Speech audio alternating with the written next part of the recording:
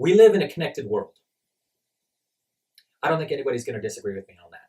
We all have phones, watches, iPads, TVs, you name it. Everything's pretty much connected to the internet in some way, shape, or form nowadays.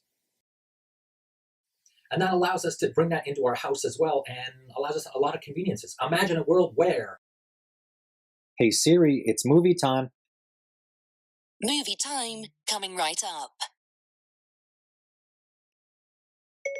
Set romantic dinner.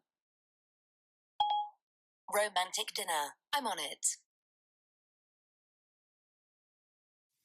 security is another big reason that we want to look at home automation. We want to look at making our homes smarter. We want to know when we're traveling as we move around the world that our houses and our possessions are safe. Or more importantly, that our families are safe. Hey Siri, unlock my front door. Okay, the front door is unlocked. One of the main reasons that I like home automation is it reduces my stress level.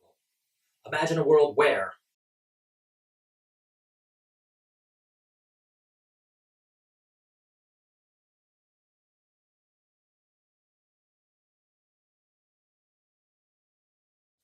one of the last reasons that home automation is something I'm personally interested in is it can be a lot of fun.